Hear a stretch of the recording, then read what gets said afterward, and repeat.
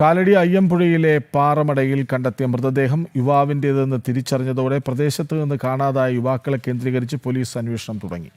18-നും 30-നും ഇടയിൽ പ്രായമുള്ള യുവാവിൻ്റേതാണ് മൃതദേഹം. ശാസ്ത്രീയ പരിശോധനയിലാണ് പാതി മുറിഞ്ഞ ജീർണിച്ച മൃതദേഹം യുവാവിൻ്റേതാണെന്ന് തിരിച്ചറിഞ്ഞത്. വിവരങ്ങളുമായി അനഘ ഹർഷൻ ഒപ്പം ചേരുന്നു. അനഘ, പറയൂ.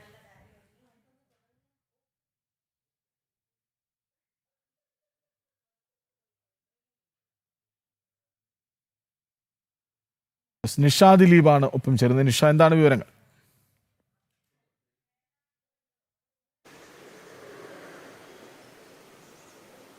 കൃഷ്ണരാജ്, കഴിഞ്ഞ വെള്ളിയാഴ്ചയാണ് ഈ അയ്യമ്പുഴ അമലാപുരത്ത് തട്ടുപാറ പള്ളിക്ക് സമീപം വർഷങ്ങളായി ഉപയോഗിക്കാതെ കിടക്കുന്ന പാറമടയിൽ യുവാവിന്റെ മൃതദേഹം കണ്ടെത്തിയത്. മൃതദേഹം എന്ന് പറയാൻ കഴിയില്ല.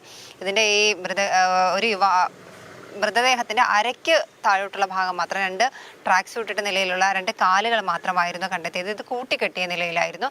പക്ഷേ ഇത് അന്ന് കണ്ടെത്തിയ സമയത്ത് മൃതദേഹം സ്ത്രീയുടേതാണോ പുരുഷൻ്റേതാണോ എന്ന് അറിയാൻ കഴിഞ്ഞില്ല. പിന്നെ ഇത് ജീർണിച്ച ഒരു നിലയിലായിരുന്നു. പിന്നീട് നടത്തിയ ശാസ്ത്രീയ പരിശോധനയിലാണ് ഇത് ഒരു യുവാവിൻ്റെ മൃതദേഹമാണ് എന്ന് കണ്ടെത്തിയത്. 18-നും 30-നും ഇടയിൽ പ്രായമുള്ള യുവാവിൻ്റേതാണ് ഈ ഒരു മൃതദേഹമെന്ന് ശാസ്ത്രീയ പരിശോധനയിൽ തിരിച്ചറിഞ്ഞു.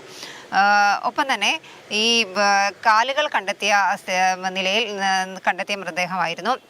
പിന്നീട് ബാക്കി ശരീരഭാഗങ്ങൾക്കായി അന്വേഷണം ആരംഭിച്ചിരുന്നു, എങ്കിലും കണ്ടെത്താൻ കഴിഞ്ഞില്ല.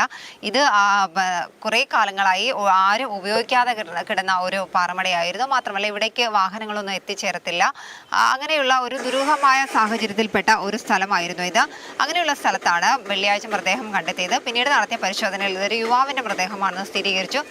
ഇപ്പോൾ ഈ അയ്യമ്പുഴ പോലീസ് അന്വേഷണം നടത്തുന്നത് പ്രദേശത്തെ കാണാതായ യുവാക്കളെ കേന്ദ്രീകരിച്ചാണ്. എന്തായാലും മൃതദേഹ ഭാഗങ്ങൾക്കായുള്ള ബാക്കിയുള്ള പരിശോധനകളൊക്കെ തന്നെ അയ്യമ്പുഴ പോലീസ് ആരംഭിച്ചിട്ടുണ്ട്. കൃഷ്ണരാജ്. ശരി, നിഷ ദിലീപാണ് വിവരങ്ങൾ നൽകിയത്.